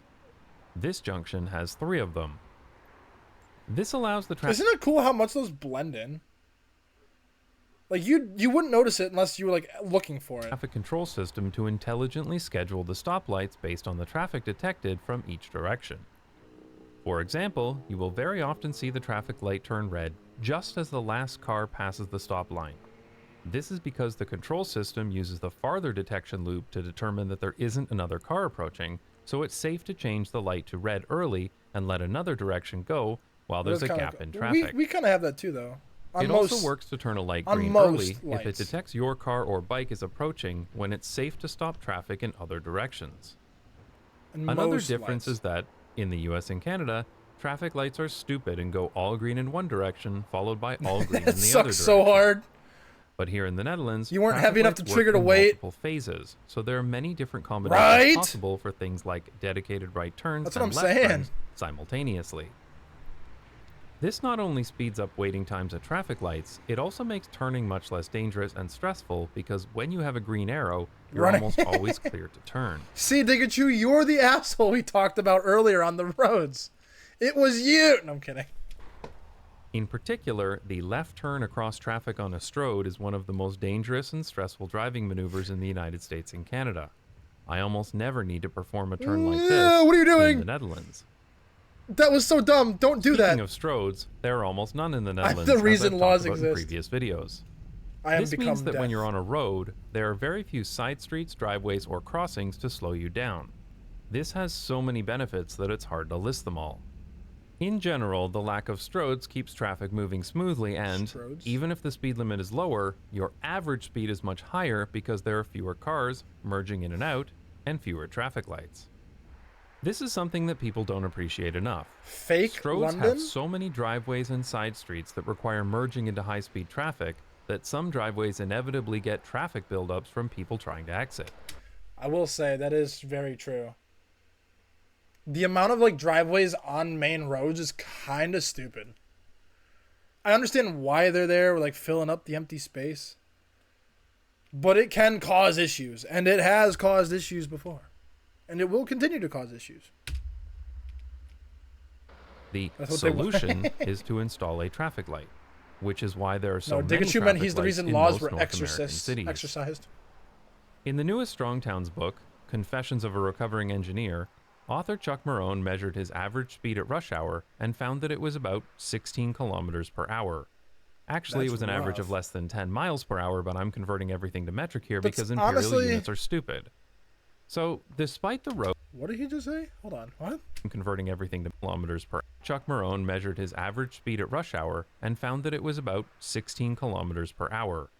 Actually, it was an average of less than 10 miles per hour, but I'm converting everything to metric here because imperial units are stupid. Explain, motherfucker! Sorry. Just had to let out a little bit of patriotism. So, despite the roads having a speed limit of 50 I will say, inches are fucking stupid. Inches and feet, dumb. Fahrenheit, better than Celsius. I said it. I said it. I said it. I actually think that, being completely honest, I think Fahrenheit and Celsius are both fucking stupid. Because why can you go below 0? Wrong. Wrong. But like, it's dumb. Because 0 should be like, the world's gonna crumple into pieces like in Avengers Endgame. You should be able to go, like, if anything, it should be like 100 degrees is freezing. Like, we should figure out something like that. And like boiling would be 1,000. Let's create one global used temperature gauge and one global used speed limit thing because the Americans fucked it up. kilometers per hour or more, He's Calvin, average yeah. speed was less than 16. Now we're talking. Because of all the traffic lights. And this was in a Stop by tiny suck town ass. of only 14,000 people. Incidentally, tiny? 16 kilometers an hour is the average speed of a cyclist in Amsterdam, because bicycle routes are designed to avoid traffic lights and to keep cyclists moving. This really shows you how backwards American traffic engineering is when the average speed of a car in a small town in the US is the same as a bicycle in the largest and busiest city in the Netherlands. I think that's a bad take. I think it's a poor take. He's saying that the infrastructure is bad. What we were using is fucking shit. Dog shit. Which is why there's so many issues with traffic and stuff. But the way they're moving now with all that stuff is kind of... It's kind of cool, some of the changes that the U.S. is making. Like, they are adding more roundabouts. They're adding more, like, diverted pathways to get places with the car and whatnot. I can't go into detail. I'm not, like, a city zoner or a city planner or anything, but some of it, you can notice the change. I had the same experience when driving in my hometown this summer. Your I was hometown's fake constantly London? sitting at red lights when I was driving simply because there are so many of them. Fake London. And if there aren't traffic lights, there Couldn't are afford the stop real signs. one. So many stop signs. Instead of designing proper traffic calming, North American traffic engineers I never said that. just put stop signs everywhere to slow down drivers. Stop signs work too. I already made a previous video about why I hate stop signs and why they shouldn't be required at all, especially for cyclists. Oh yeah, they're not. Well, But yeah, it's so nice to drive through the Netherlands and not see any stop signs at all. And the very, very, very few times you see one, it's Digachu, what do those squiggly lines mean? I see them in like every time I ever see European roads. What are these? Why are those there? actually necessary. Of course, there are many intersections with roundabouts too, which is even better. Then there's almost no waiting at all and traffic flows even more efficiently. Though roundabouts everybody can does get it right. backed up if there's too much car traffic, so they don't work everywhere. Bingo. That's exactly Of what I was course, the about to say. Dutch have a solution for that too, which is turbo roundabouts, but they deserve their own video someday. Those look kind of dope. Though. I would gladly take a road with a lower I gotcha. maximum speed limit if that road design means that I achieve a higher average speed, and that is exactly what I experienced driving in the Netherlands. I made a video about speed limits an recently, interesting take. but what's relevant here is that speed limits in the Netherlands mostly make sense. Different streets with different speed limits are just What? They mostly make sense. Speed limits are speed limits, motherfucker. What do you mean they mostly make sense? They're there to keep you from flying off the goddamn road. designed differently, so you rarely need to check your speed. The speed that feels right on a given street is usually the correct one. When I was driving in my hometown this summer, I was constantly needing to check what the speed limit was, because everything is designed like a giant strode, yet the speed limit could be anywhere fuck from is a 40 strode? kilometers an hour to 80 kilometers an hour with no difference in road Why are design. we saying strode? Another factor that makes like that driving in word. the Netherlands less That word. stressful is that the drivers sounds like themselves are chode. better. There are many aspects of this, such as stricter licensing requirements, but I believe the single most important factor is that in most Dutch cities, there are viable alternatives to driving. Chat, what do I order from DoorDash? Somebody please give me an idea. This means that the only people who are driving are those people who want to drive or those people who need to drive. Literally everybody wants to drive. Most people who live in a Dutch city can make many trips Promise. by walking, cycling, or public transit. Even if somebody drives to work, they may still get their grocery shopping by bicycle, walk to a doctor's appointment, or take public transportation to a football game. In particular, Well, shit, Skinny and I could speak on this. We took the public transport to a football game. You think I was going to try to park downtown? No. shopping by bicycle Took or the by fucking walking train. is a very low stress activity, and it's usually done when you're on the way home from somewhere else, so it doesn't even Sounds feel good. like No, a thank you. chore. I appreciate you. In car-dependent places, you need to drive for everything. Cap. So even the most trivial of errands, like buying a bag of milk, feels like a trip. Not only does this result in a huge amount of excess cars on the road, contributing to more traffic, it also just sucks to do. It sucks to have to get in your car and drive in traffic to do normal everyday tasks like going to an appointment or feeding your family. Some people may like cars, but driving in this traffic is not fun. So when you get a whole city of people who are forced to do something that sucks every single day, you get a lot of pissed off people on the road. I don't think I'm going to order DoorDash. That's not to say that there are no assholes on the road here in the Netherlands. I mean, they sell a lot of Audis here too. But there simply isn't the same level of angry, distracted, or bored drivers that you have to contend with in a car-dependent city. Fuck This them Audis, contributes man. so much to making the driving experience more Oh, pleasant hello. here. And this is even more noticeable when walking or cycling because you're not dealing with hyper-aggressive impatient jerks every time you encounter a car. Of We like course, the car it also jerks. helps that conflicts between drivers and We all come cyclists are together to kept to a hate Audi minimum in the drive, right? Netherlands, either That's with true. protected bicycle paths or by providing totally separate routes for bicycles. This also makes it less stressful to drive because despite there being so many cyclists in the Netherlands, I find it much easier to avoid people on bicycles when I'm driving. Most people Well, I want guess they to have their own avoid hitting paths. pedestrians and cyclists unless you're a pickup driver in Houston or something. So having fewer points of conflict with people outside of cars makes driving Now, easier. why are both the videos we've watched so far bashing Houston and Florida? They're not like the only tourist destination, guys. I promise. Go to don't go to Cali. Don't fucking go to Cali. Never mind. Maybe stick to Houston and Florida. Another thing that makes driving great in the Netherlands is that the road infrastructure is of extremely high quality and it's exquisitely maintained. I understand. Not my car sharing a big interior part. Chat. Kill him! No, I'm kidding. But no, what I'm saying, like, they're saying how exquisite the roads are and whatnot. We have potholes. I understand that. But they're not on major roads. The only time you'll have, like, shit roads are, like, the back roads and shit like that. Seriously, I've been living in the Netherlands for 3 years now, and this is the only bad pothole I've ever seen. It was so notable that I went home to get my camera to film it. This blows my mind. You're a fucking moron. It was so notable. I went to get my camera. Road design itself is shitty too. What, on the back roads? Or what are you talking? Us, you, back roads, highways? Mind. What do you mean, buddy? There's a lot of myths about where potholes come from, but when you boil it all down, they're caused by two things. Lots of heavy vehicles and insufficient maintenance. Don't forget to count that as well. Our side roads, maybe. I might give you some leeway on that one.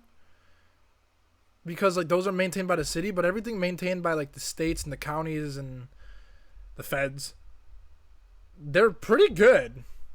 It just comes down to, like, the shit potholes, like, on city streets, because the city obviously does not have as much money as the counties, states, and feds. The formation of potholes can be sped up a lot by freeze-thaw cycles, but this only happens if water is allowed to enter cracks in the asphalt or if there is poor drainage of the road. Or if cracks are filled promptly and water is not allowed to penetrate, then potholes are much less likely to form. Look at any list online of the worst roads in America and you'll see sunny places like Honolulu, Los Angeles, and Baton. You can barely fucking count Honolulu. It's just floating off in the middle of the ocean. Don't count that. Rouge, right alongside New York, Cleveland, and Philadelphia. I really wouldn't even say Cleveland roads are terrible. I mean, they're not great compared to some. They're not as bad as New York and Philly. Yeah. The fact is, when your city is built only for cars and trucks, you're going to have a lot more car and truck traffic. And as Strong Towns has taught us, if your city is made up of sprawling car-dependent infrastructure, then it's not capable of financially sustaining itself. This is ultimately the real reason why the roads are in such poor condition in many other cities. There's just too much asphalt and storm. Digachu, I would love to go to the Netherlands, and that's not even a lie. I would love to go to the Netherlands, even if it's for like a weekend. If I could afford a ticket out there, I absolutely 100% would. It would have already been done. Water management infrastructure per person to properly maintain it all. This leads to the sad irony. Designing your city only for cars makes the roads worse for drivers. Keep in mind, I do want to emphasize this. This is a little historical note for y'all. I know I keep pausing the video, and I'm sorry. Historical note for you guys. Roads were originally not made for fucking cars. Wow, did you know that? They weren't designed for cars. They were designed for feet. Which is why when you look at the European, like, old roads with, like, the bricks and stuff, they were for feet, not cars. And even now, I'm sure those are much heavier maintained compared to some of the newer roads over there in Europe, I'm sure. But yeah, I think it's because, like, when they started building these major roads, let's just use the same techniques that we had. Doesn't really work that well. And then there's the issue of tax. Let's go back to dirt roads. Simply do not pay the full cost of the roads, period. This is especially true in the United States, where the federal gas tax has been the same since 1993 at 18.4 cents per gallon. Gas shouldn't be taxed anywhere. It's a natural resource. While the number of miles of asphalt and construction costs have skyrocketed. But that's a larger topic that deserves its own video. Let's go full rally, only world roads. And finally, driving in the Netherlands just looks nicer too. You wouldn't think it makes a big difference, but it does. It's so much nicer to drive along a road like this Then a Strode like this. That's such a bad comparison. You cannot compare those. Hold on. Hold the fuck on.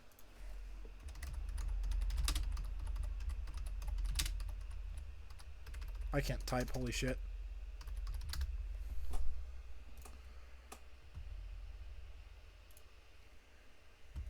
That's basically what we're comparing here. This is like our example of that. The Cleveland Metro Parks. This is the bike trail or foot trail, whatever you want to call it. Even that is a great shot. But that you can't compare the city view to your, like the side streets. What? Yes. No, that's what I'm. Look. This is like a suburban road. Middle of the city. That looks like a neighborhood. I guess it is Amsterdam. That's a main road? Well, then what the hell were we just watching? I thought he was driving on the main road, but I guess maybe that was a highway. I don't know. Like this. I will give you that, though. Our city streets, some of them look nice. I don't know where the fuck this is. Where is this? Then a Strode like This is Canada. Fuck Canada. this. This is like the origin of the parkway concept. Just as people like taking walks in parks, mid-century traffic engineers thought that people would enjoy going on drives Wow, that's so ironic that I just mentioned that. along parkways. So many parkways were created in the US and Canada as a place for leisure driving. Of course, due to induced demand, those parkways became more like parking lots. Trust me, I did not enjoy taking the Don Valley Parkway to work every day. Pikachu, I want to do that even without the fucking roads coming into play, brother. I don't particularly like cars, and I treat them like any other kind of tool. Car enthusiasts are really bizarre to me because it's like being a power saw enthusiast. And you're going to tell me there's not power saw enthusiasts? There's not train enthusiasts? There's not plane enthusiasts? Planes, trains, and automobiles. People will obsess over all of them. Dude, if only you could see below the camera, brother. I mean, yeah, they're pretty cool, but I really don't care about them unless I need to cut some wood.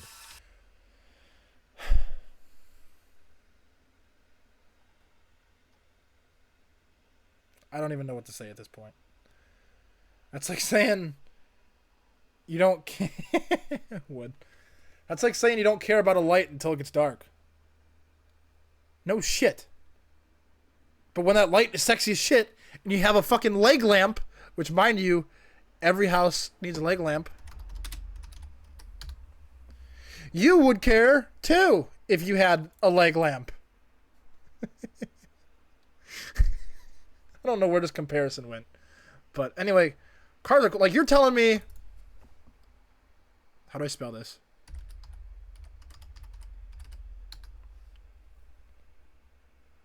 I was close. I missed an H. Tell me that doesn't look cool?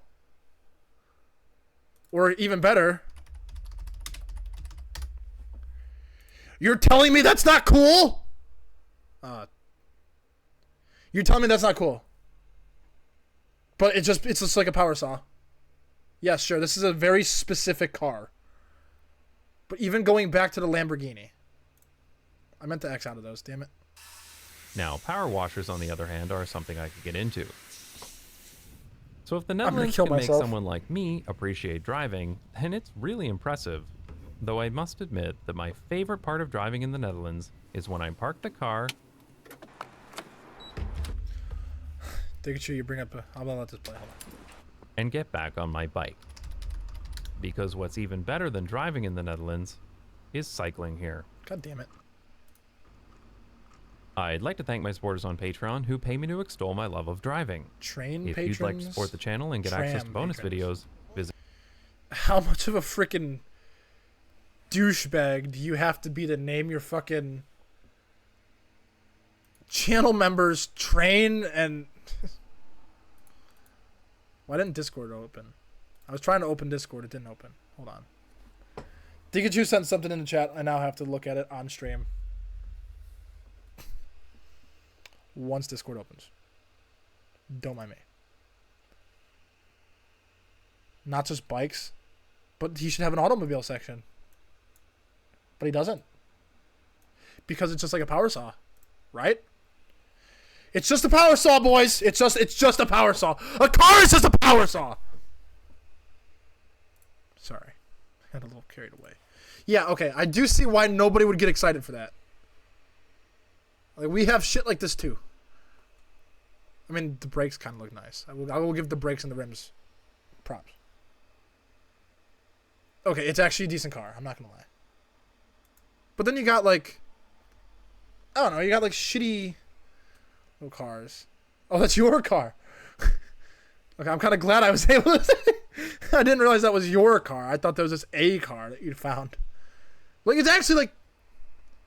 Sure, it's not like a slick Lamborghini or a Mustang or some... I don't know. But those cars are cool. Those are what people obsess over. I don't obsess over my fucking 2012 Chevy Cruze. Here, I will show you guys what kind of car I have.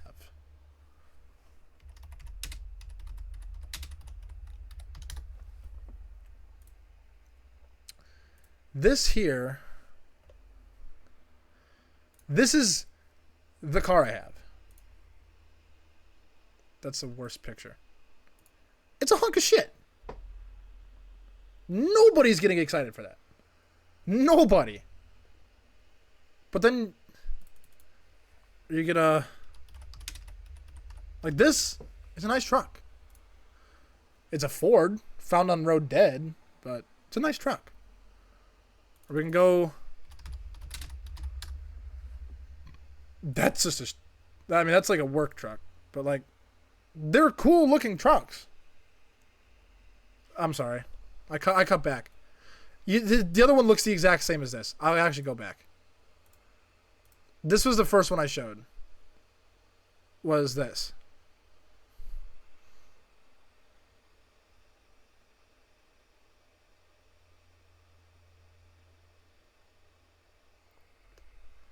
Homie, what? What? What do you want to do? but no, like, trucks like that are cool. Dodge Rams can be cool. Little pickup trucks, but they're so damn big for a lot of roads. Yeah, I'm sure. Oh, they would never work. But, like, then you got like the classic Dodge Ram, dude. But that's sleek. That's cool. I don't like the rust buckets or anything like that. Like, that's dumb. Trucks should not be lowriders. But, I mean, trucks are, like, they're work vehicles. They're built to work. They're built to... I don't know. They're built for power, strength. But then you got... We'll go... I don't want the horse. But these are built for fun, speed, and racing. And, like, look at that. I'm not even a car guy, and that makes you cram. And the pic I've sent is one of the bigger parking lots.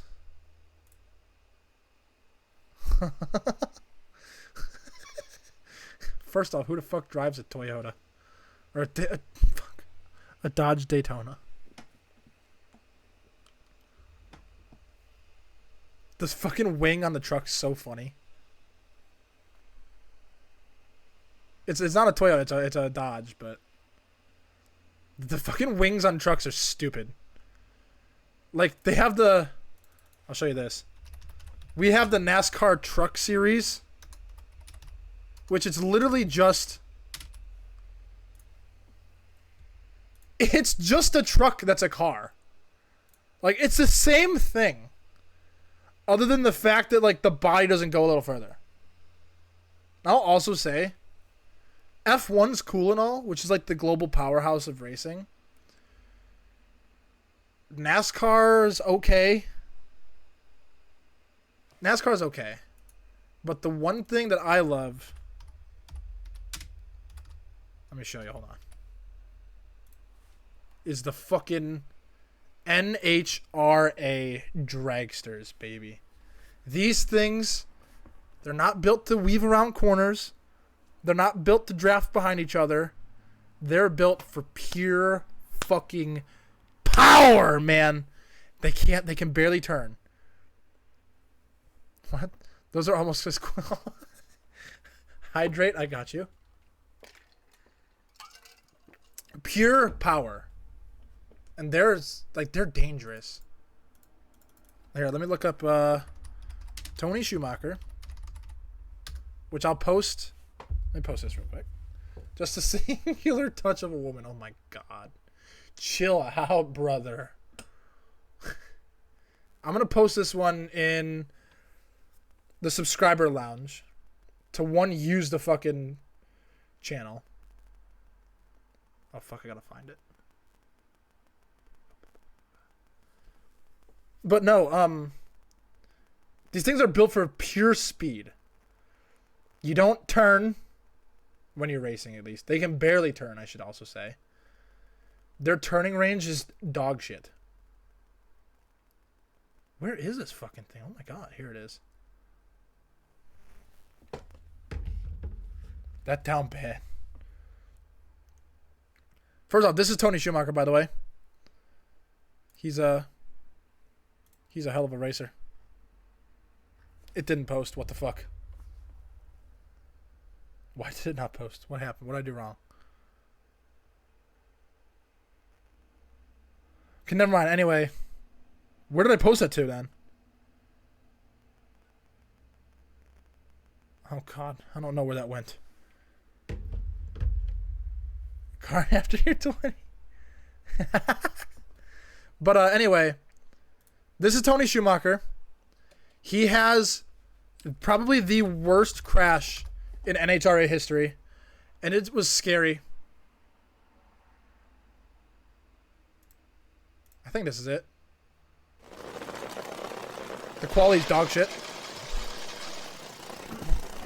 He's in the army car.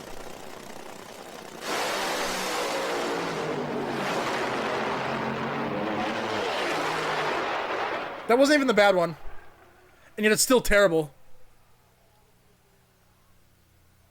To add insult to injury, hit the fucking tree. But let me find it again. Let me find the better one. Tony. Fuck. Oh, wasn't. I'm sorry. It wasn't Tony Schumacher, but that was his bad crash. There's always been an argument of what form of racing is the purest. Some might say endurance racing because it sees which car covers the most distance in a set time, while some might say dirt racing because it tests which driver can handle quick cars on loose. Oh my god, dirt racing's so fun. That constantly changes. But if you go to your local gas station on a Friday night, you'll more than likely find the engine you're looking for. As much as 30 cars that are tuned, upgraded, and modded to its absolute limit meet. I don't know why it's so quiet. I'm sorry. To the agreed upon back roads. I hope you can hear it. Okay. Complexes and hard to find parts of town to see which car goes the fastest in a quarter mile. This might blow your ears out. Racing dated back to the Prohibition era in the 1930s. I'll check it out after this. Much like NASCAR, no, hold on. Let me check it out first before I forget. I know your eardrums are gone.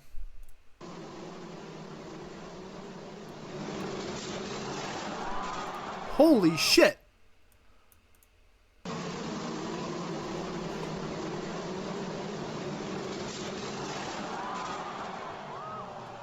What the fuck happened?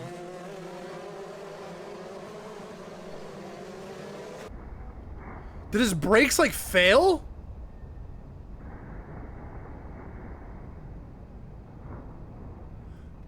Was he planning to go down that road right there maybe? Like last minute?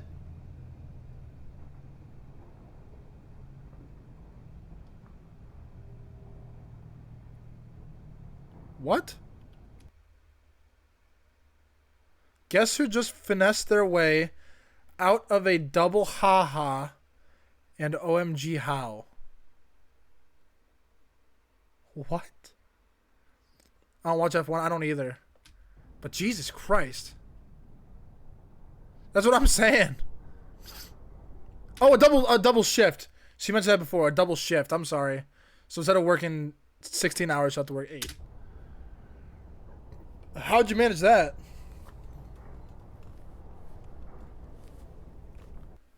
That's crazy. But I want to show you this. I don't want this already. This is already boring. I just want the fucking NHRA biggest crash. We've done 5 AM. Oh my god, ew.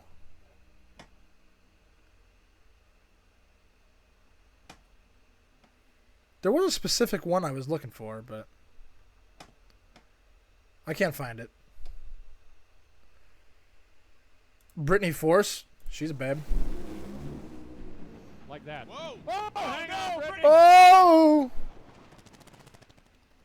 That wasn't that bad. But think how fast she's going, though. Tires, gets sideways, crosses the center line, pancakes. They offer condoms with, oh my god.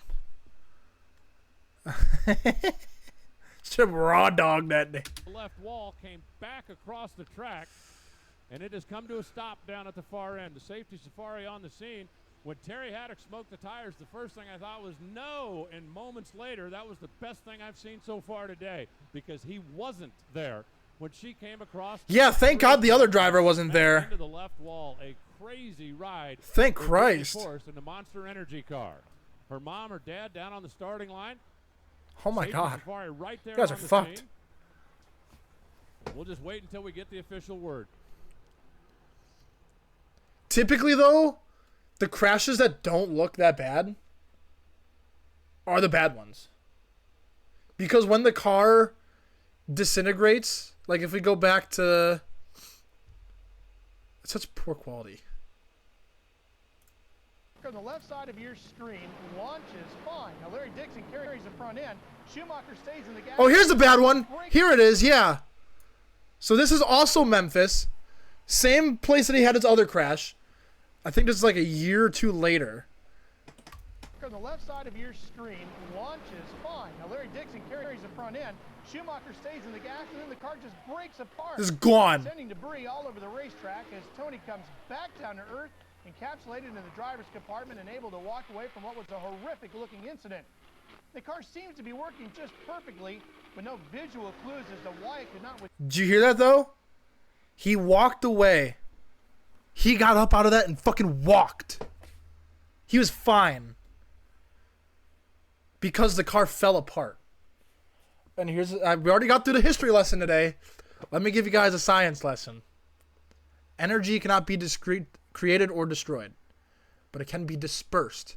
So every time you see the little rocket fly up into the air, you see the stuff fly apart and shit everywhere is all energy being taken away. Part 1 of 3. What the hell? John Force is the winningest driver in NHRA history. He has like 11 championships or something. One of the best levers in the business. I guarantee you he's looking at it because he has in his past races with Kenny. And Kenny in the first round was about 0.05 of a second quicker in He's old. time than John.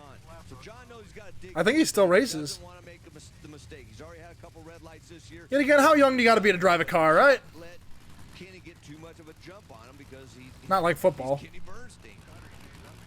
But it probably hurts a lot worse when you crash. Oh, dude, this sounds nothing like what the cars normally sound like. But just the burping of it. And when they go down the strip, no matter where you are, they literally shake your core. Like you feel like you're vibrating. Pause. Because they're so damn loud. 37 years ago, he's still kicking butt. The one thing though, if John Force is, is watching everything, cars are really having a hard time. I'll watch that video in 1 sec to get you, don't worry. One of those situations, don't push it too hard. Don't be late, but don't push it too hard. It's fucking awesome.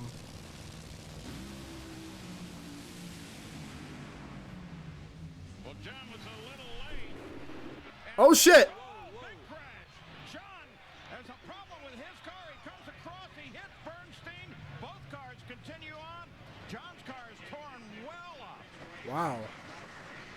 Tractor pulling is such a hillbilly thing, it's so funny. I bet that's Brittany, I'm sure.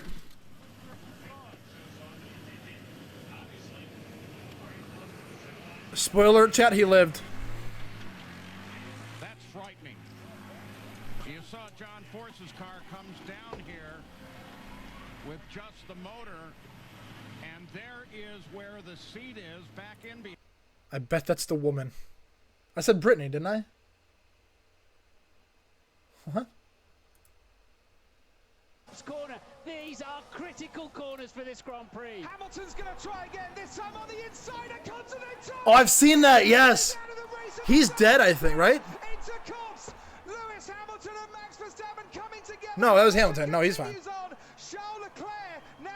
I thought I saw that. Yeah, I was going to say, there was one I seen like that where he died when he hit head on, though, I think. The wheel has come loose from the rim as well. The tires come loose from the rim. Thank God they had all those tires there, though. Yeah, didn't I? As they came out of Luffield. Was there a bit more room to the right that Hamilton? The rim as well. The tires come loose from the rim. 51G, yeah. The thing about these F1 teams do not bring in money. They don't make money.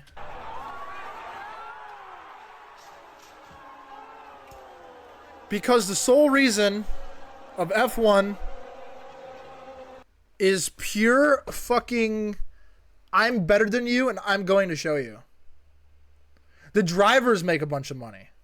The crew chiefs make a bunch of money. The companies that sponsor them and put money into the cars do not make a bunch of money. I promise. Because it's a passion thing. It's all passion. And that's honestly the thing about F1 that makes it such a cool sport is that it's passion. I'm sure the company F1 as a whole probably makes a fuck ton of money. But the people that are pouring the money into the cars and paying the drivers and paying their crew chiefs and their crew teams and stuff like that, they're maybe breaking even. Maybe. That's a big maybe. I think there's a video on it, I think.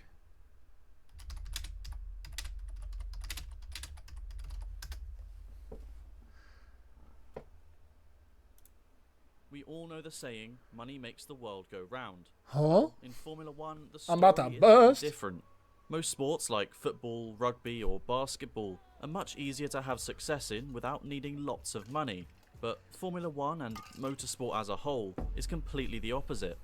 While other sports could Holy be seen fish as pace, I'm pay about to to win, burst. Formula One is instead pay to play, or Lord have compete mercy, in I'm the about first to place. burst. This means when looking at the balance sheets of Formula One, there are a lot of... So back when it was salt, the world was what? What? I can go pro in rugby. Absolutely fucking not. Have you ever actually like sat down and watched a rugby game? Those guys are brutal. Oh my God. Zeros. In 2019, Formula One made a revenue of $2.02 billion, while the highest paid drivers cash in up to £40 million a year, putting them up there with some of the highest paid athletes in the world. And this trend is not slowing down, with karting now costing six figures in many cases. Which is stupid, and that's this crazy. is reflected by the amount of pay drivers that have entered the sport in recent years. But enough complaining about pay drivers for now, this video is about the teams. So Formula One isn't just a business, it is a massive billion-dollar industry that employs tens of thousands of people, and the teams are the businesses within the industry that keep the sport going, much like Google and Apple are to the tech industry. And so, like any business, the aim is to make profit, apart from charities and other non-profits, but that's irrelevant. So how do Formula One teams make money? And do they even make a profit at all? Stick around for the next 10 minutes or so as I dive into exactly that. Fucking just a little disclaimer, hook and sinker. all Hook, figures line, I'll and be sinker. using in this video are from 2019 because the official figures from 2020 haven't been published yet, and because of the pandemic, those figures wouldn't really be representative anyway. Yeah, God Well, forbid, like any right? Business, to talk about profits, you got to talk about the costs. It's actually closer to 11, but I guess we already threw one. Costs being how much the business spends, and revenue being how much the business earns. And so, to make profit, you need to be earning more than you spend, or in other words... No shit! Holy I wish I thought of that! Your revenue needs to be higher than your costs. Wow. And with Formula One teams, there are lots of different... You guys got a history lesson, a science lesson, And an economics lesson. You're welcome. Things that go into the costs and revenues, some you probably didn't even know about. So to begin with, let's dive into the costs of a Formula 1 team, what they spend their money on. Well, the costs can be split into 4 main categories: research and development, salaries, production, and operations. So, research and development, or otherwise known as R&D, consists of things like wind tunnel testing, track testing, and other forms of testing components to make sure they perform their sweatpants function. into shorts. I'm gonna cut my webcam. Are pretty self-explanatory. But I can still hear you and stuff. stuff. Of paying the team staff, like yes, the car marketing part team, 1, 2, for 3, and 4. example, paying the drivers, so Lewis Hamilton's 40 million quid paycheck, and paying team directors like Toto Wolff, Christian Horner, etc., etc. Production costs for the team involve all the manufacturing of new parts, the purchasing of new components, and either the building or buying of the engine, which can cost upwards of £10 million by itself. And then the final part is the operations, which concerns things like logistics and travel, entertainment, slap that bitch round, moving everything by freight to long-distance races like Singapore, IT and tech costs, costs of running the factory, professional services like marketing or things like that. And funnily enough, the cost of fuel surprisingly adds up over a season too. No shit. And so, if I add various figures to these areas, we can start to see how much the average team spends over a season. In this hypothetical example, the team spends £158 million over the length of a season. Now, remember that number, because it's kind of important. Right, I won't so remember with it. that £158 million in mind, let's flip the coin and have a look at how an F1 team earns money and generates a revenue. Now, sponsors. Quick disclaimer, this isn't as standard for all teams, meaning I don't some know if there's teams make rewards. money in different ways to others, but I'll explain. Well, Merchandise. just like the costs, the revenue can be split into 3 or 4 categories depending on the team. Firstly, there's FOM payments, sponsors, investment, and finally, driver links income. Let's begin with the most significant one, FOM payments. For those that don't know, FOM stands for Formula 1 Management.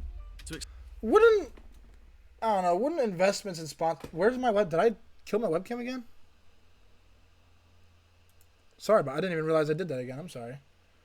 Wouldn't... I don't know. Explain how F1 teams are paid by F1, I gotta really split it into 5 columns.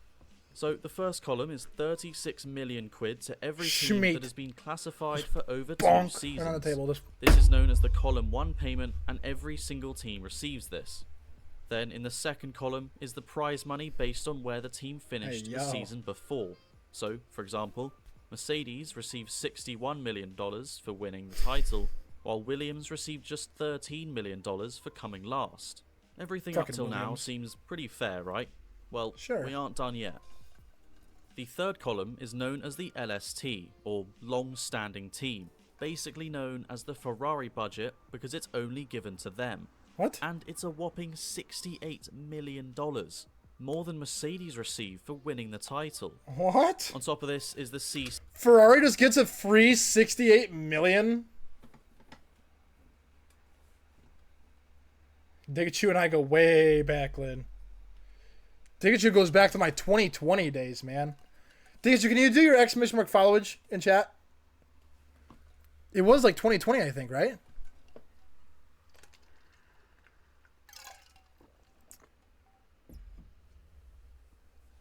So, 23 hours, so specific.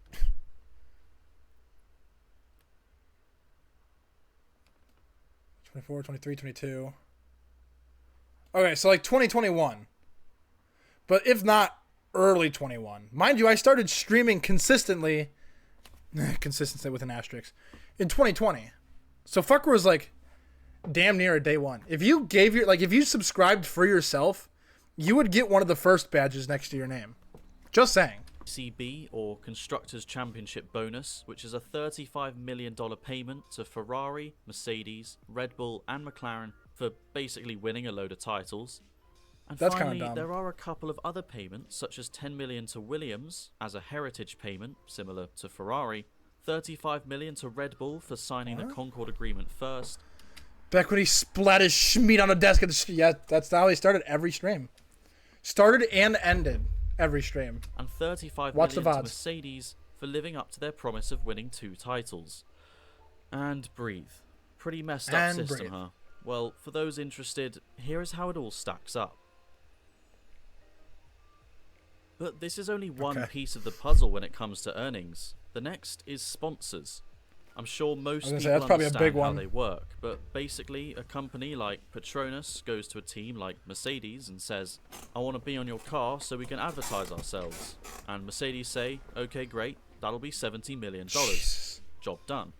That's That's crazy in money. very simple terms, but on average, a team has maybe 15 to 25 sponsors who all pay a sum of money to the team to place their logo on the car.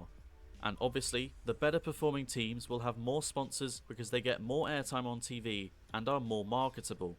Valid. And it's especially true the other way round. If a team or driver has a terrible Why does he look like that? reputation, sponsors won't go near them. You look like you're in my like next first form grade of class earning or for something. Teams comes as an Mine? investment from Pause. either a parent company or shareholders, where basically, let's say, You have to- yeah, you just gotta want pay for Mercedes it to be now. better in F1, so they give them $80 million per season.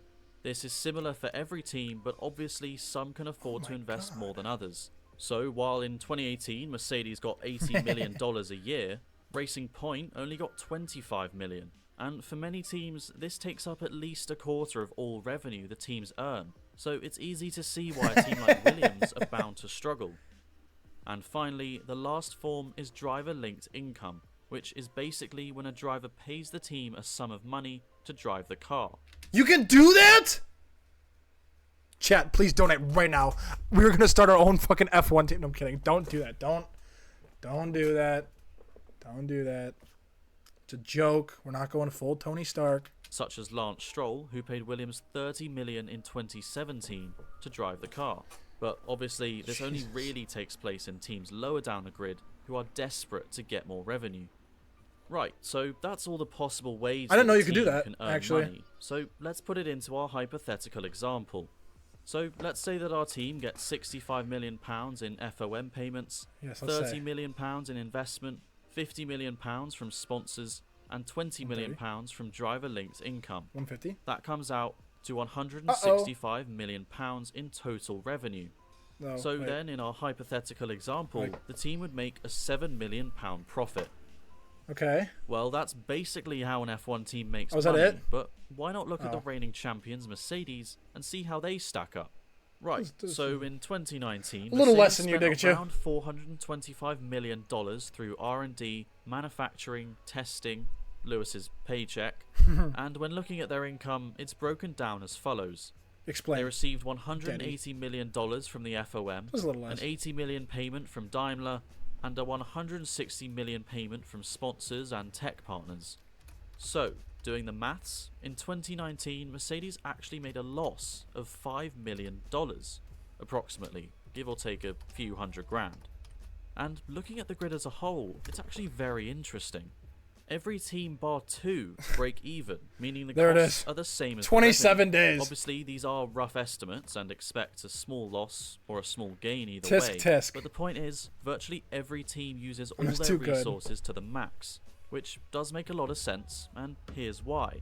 Explain. Formula 1 is used by car companies, not necessarily to make profit, but instead as a marketing platform to I was the gonna say, world you to can't show that tell their road me- cars are the best. So, for teams like Mercedes, Renault, Ferrari, etc., Formula 1 brings those companies enormous You can't tell me profits Red Bull's a car indirectly company. if someone that likes or watches F1 buys one of their cars. So, it really doesn't matter if they aren't making a profit at the end of the day.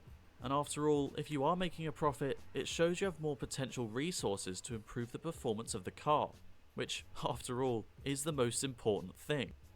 But Renault next good- what? season, the whole financial landscape of Formula What? 1 is going to change dramatically because of the budget cap. I've spoken about this They have a many budget cap? times in other videos, but basically what it is a maximum amount actually that kinda teams good. can spend. I kinda which will like be that. set at $145 million. Every league So should for have a any salary team that cap, spends or more a than budget cap, as they call it. $145 million now, they will need to be much more efficient with how they spend their money. This will no doubt affect teams like Mercedes, Red Bull and Ferrari the most, and the main aim is to create a more level playing field, which I'm all for. Now, you might be wondering, every Did you see the new Mitsubishi cost? Colt.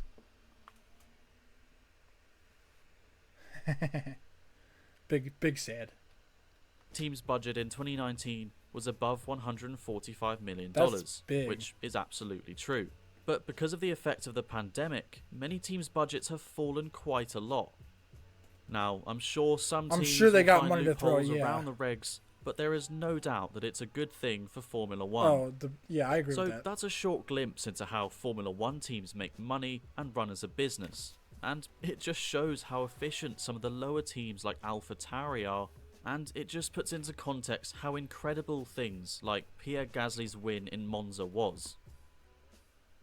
Poor dude was sad. Well, if you enjoy this new style of video Fuck the centered French. more around the Yeah, financial fuck the side of French. things, like this video and drop a comment below. And as always, make sure to like, subscribe, and smash that It actually wasn't that bad of a video. But yeah, like, see, what he was saying is, how do I explain it? Teams will spend money. They'll spend as much money as they fucking can. And the reason like they do that, and they'll put all the money they make back into the car, is because it gets them people are seeing the product, so they're buying their actual product. So they're not making money directly off the F1, but they're making money through F1 with their actual products. But now when they had this $145 million cap, which that's a fuck ton of money, god damn, teams like Mercedes-Benz and Ferrari will probably start turning a profit because they can't use all of it. But I think, like, let's see, I'm not even gonna lie, I've been confused for the past. Why? Basically all that happened was I said Formula One teams don't make money, and Digachu said make a fuck ton of money. So that's why I played that video. Was, hey, let's play it. I want to, what did I want to show you?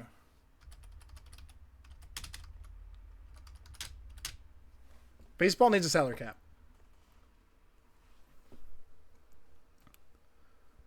So the thing is, this is a 1 minute video. I'm gonna play it for you guys because he was saying it's basically the same issue as F1. Teams have way more money. Making money is different from making a profit. I wouldn't even say that though. I wouldn't say that's true. Because if I said somebody, like, sure, I guess, in a sense, you are right. But at the same time, you'd want spendable money. If I go off and make $1 million a year, but I spend $999 or $990 of it, I'd still be broke as fuck. Depending what I spent those on. But anyway, same issue. Like, they're not bringing in money at the end of the day, is what I was trying to say. Basically, what I'm saying is, I agree with you that you should have, you have to spend at least X amount of money every year. But the Major League Baseball needs a hard 2K as well. net worth, like, you cannot or spend net over growth X amount as well. That's another thing. Are we talking gross income or net income? Because that's the difference between gross income and net income. Economics, guys. I'm teaching you everything today. Bring parity across the Major League, 100%. Because what makes the NFL so good is that every team can only spend X amount of dollars, right? So Major League Baseball does have that salary cap, but they pay the luxury tax, which teams like the Yankees and the Dodgers and whoever else is fair income versus legally stolen income. You'll never get your fair income, so you might have to cheat the taxes a little bit. Hashtag commit tax fraud. Likes up there. They don't care. As long as they get their guy, they don't care how much luxury tax they have to spend. Make it a hard salary cap in the end, just because that will make teams and the bottom tier that more competitive, Combs. Because Major League Baseball, what it lacks right now is you have your... Chat, can I ask you guys a question here real quick before I'm not even going to continue this video. I have a question. Do we like the 4 o'clock streams? Because I started a little after 4.